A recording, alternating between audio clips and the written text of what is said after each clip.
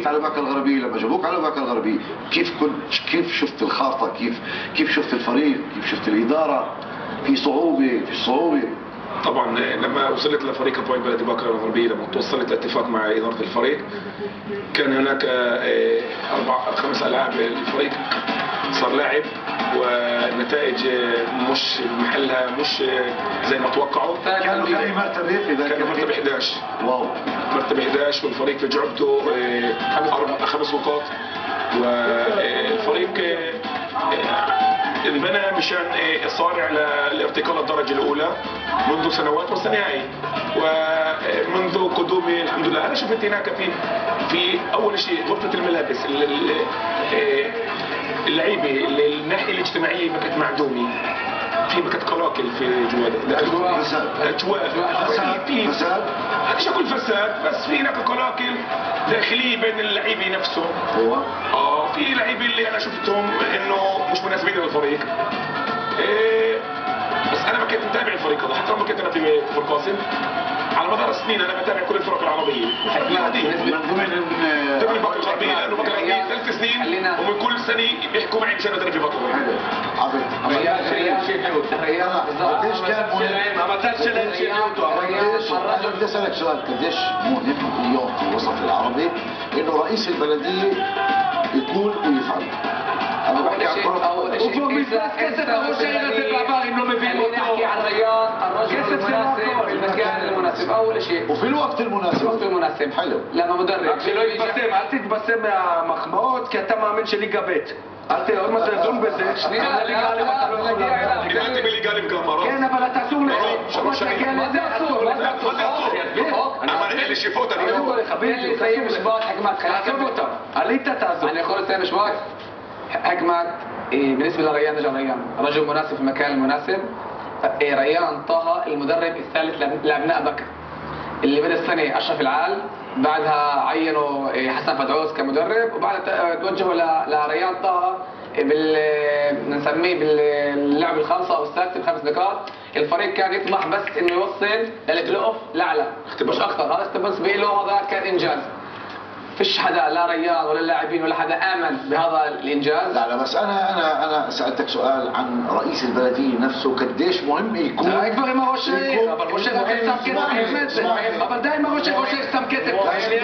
المجالس المحليه، זה בדיוק מה שהוא אומר. قديش المجالس المحليه اليوم تهتم في الرياضه في الوسط العربي؟ قديش في نجاح؟ فيش اهتمام؟ فيش نجاح. هذا اللي انا بدي اقوله. اهتمام البلديه ورئيس البلديه هذا واجب، وهذا قوه معنويه واقتصاديه واقتصاديه لدى الفريق. حلو، بس حتى بدنا نحكي انا ابناء بكا السنه اللي ابويل بلدي باكا. ابويل بلدي باكا حكمت كانوا حطوا السنه المركز كان ميزانيه 1,200,000 شيكل، وين وصلوا؟ ولا شيء. مش دائما السنه 600,000 شيكل، السنه مش 600 بدون שמו שם 800, אבל מה זה חשוב? תקשיב, שאתה... עוד פעם, עזוב, אתם שוחים לרוחב ברגע שבא מאמן. אתם שוחים לרוחב, ברגע שבא מאמן, והוא עשה כבר 5 פעמים, לקח אליפות 5 עליות. 5 עליות. אחד מהם יפה. הוא מביא שוער. עוד מעט אני אגיד לך. יפה, יש שוער. שזו עליית שיט שלו, עם כל הניסיון. לוקחים שחקן כמו איתי אוחיון מהוד השרון, שהבן אדם כל שנה 60-70 גולים, גולר אמיתי, חן חג'אג' באמצע. התעתיק הזה של שחקני 10 עליות. מי זה? על הרביע. יפה, על הרביע, ביחד עם שחקני בית. שחקני בית. והניהול. עכשיו חסן פדאוס יודע, יושב ראש יודע המון כדורגל, הוא בא מהרמות הגבוהות.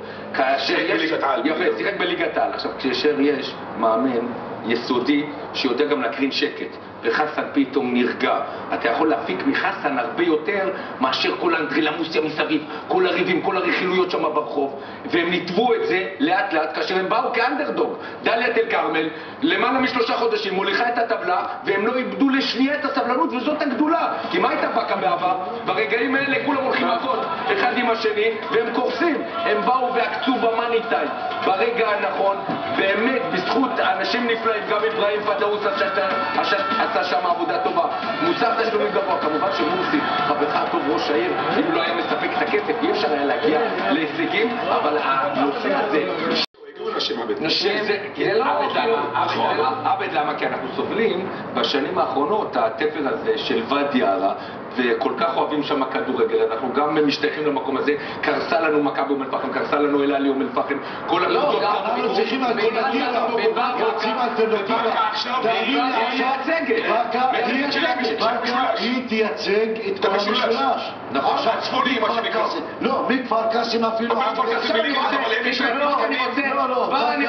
כבר אני רוצה לקחת את הטיול קדימה. ולמה אני אומר את זה? כי יושב פה עבד, וטירה עם כל הכבוד הייתה בליגה השנייה, בליגה הארצית, וזיידה בליגה הארצית, ומג'ל קרום בליגה הארצית, היו קבוצות שהגיעו להישגים פי 1000 מבאקה. ופה אני אומר שואי, פה אני אומר סבלנות, פה אני אומר הגדולה והבגרות של המערכת. דבר ראשון, אסור לו להישאר, הוא קבלן עליות, אסור לו להישאר. למה? אני אומר את זה כי הם יבואו עליו והתחננו במחזור השביעי שהוא יחזור, כי הם יפטרו מאמן מחזור שביעי. עכשיו אם הוא ימשיך, הוא הולך הביתה מחזור שביעי.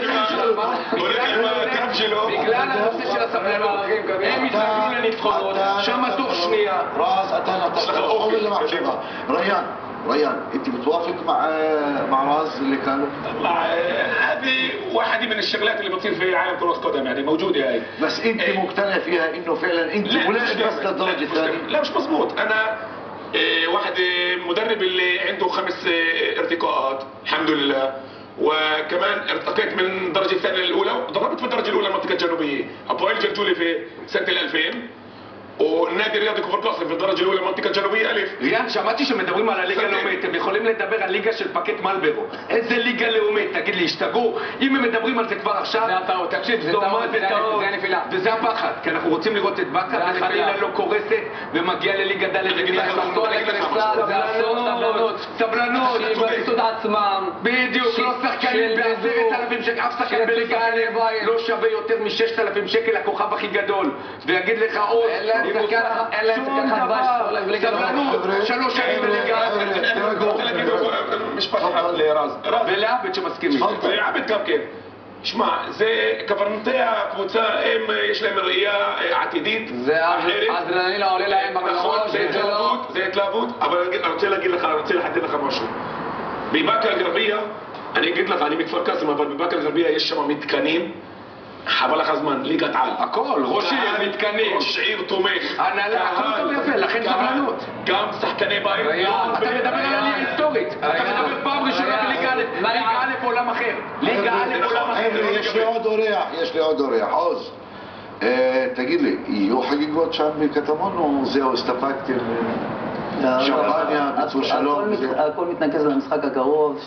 ביום שישי נגד קריית אתא בטדי, שעה 3. ותסביר לו למה גם, כי חיקמת הולך להיות רגע באמת מרגש. מה? שי אהרון, המנהל המקצועי בתחילת השנה, יונתן כהן, חברנו הטוב מערוץ, שכנע אותו לחדש את כרטיס השחקן.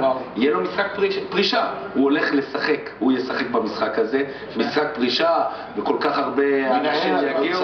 המנהל המקצועי ישחק, היה כוכב ענק בקטמון בהפועל ירושלים ישחק, וזה באמת הולך לפרישה ראויה. מגיע לו, רגע מרגש. עכשיו נגענו בבאקה, אותו דבר עכשיו אני מסתכל.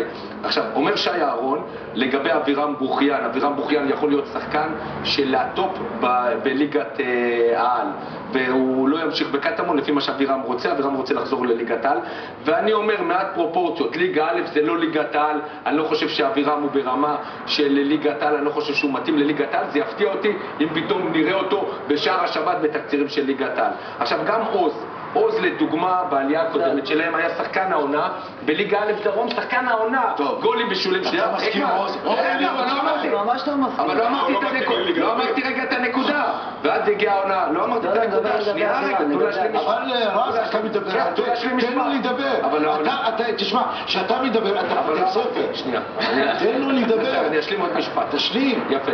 הגיע לליגה לאומית, היה אכזבה אדירה בעיניי, לא היה מספיק טוב, השנה שוב, שחקן העונה בליגה א' צפון, ובשבילי השנה הבאה שלו, שהוא כבר יהיה בן 33, שנת מבחן. עוז, מה אתה מגיב? אני קודם כל אענה על הדבר הראשון שדיברת לגבי אבירם. אני משוכנע שיש לו מקום בליגת העל, ותשאל להם כל שחקן שיתאמן עם אבירם, אני לא מדבר עכשיו, לא תוציא את קטמון, כל שחקן שיתאמן איתו לאורך השנים, יהיה לך איזה... טוב, לגבי הכישרון שלו אין, גם אני בטוח שלך אין ספק, אבל יש לו עוד מה לתרום בכדורגל, זה בוודאי. ולגביך? איפה אפילו בליגה? מחזור שביעי, אל תצלצל אליי שהם מגרשים אותו. הוא לא ימשיך שם. טוב מאוד. כי אני שמח בשבילו. לפי ההצהרות של ההנהלה حسب ما بدهم وطلباتهم يطلع على الدرجة الممتازة حسب رأيي أنا بالوقت الحالي هذا אם הם אומרים את זה בכלל, שילך להם כפויי טובה. אם הם אומרים את זה, עליו, כאילו שהוא לא מספיק טוב, והם רוצים מאמן יותר טוב, אז הם כפויי טובה, ושילך לשם. עשה את העבודה, עוד טבעת, עוד עלייה, וואלה גדול, כל שנה. זה מה שלא עוד... בדיוק, גדול. יש לי רעיון, עם כל הכבוד לריאן טאה, עם כל הכבוד.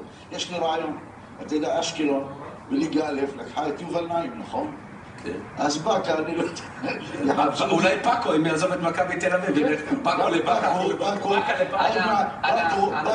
מעט, הוא בלשכת התעסוקה. إن سألتني هجمد على الريان حسب رأيي هسه متذكرين أبو عيب ريان אבל אני אומר לך, באמת יושבים פה אנשים ש30 משחקים והשפיעו, אתה יודע, באמת מה שעשה ריאן העונה כמאמן, מה שעשה עוז השנה כשחקן, אין דברים כאלה, במיוחד שעוז מספר לך שתחילת העונה הייתה כל כך קשה, אתה יודע, במשחק הראשון הם אפילו הותרו בבית, בטדי, על ידי מגדל העמק, נכון? בגביע המדינה, והרחיקו את המאמן וצרות, והם התחברו לאט לאט, הרבה מאוד סבלנות, וחיקמה תשאל אותו על הניהול ועל האווירה, כי האווירה שם באירופה. אתה תשאל אותו, הניהול, האווירה באירופה, זה פשוט הדהים אותי לאורך העונה, הסטנדרטים של שי, מבחינת אוטובוסים, לאימונים, מבחינת כל הדברים מסביב, זה לא ליגה א', זה הרבה...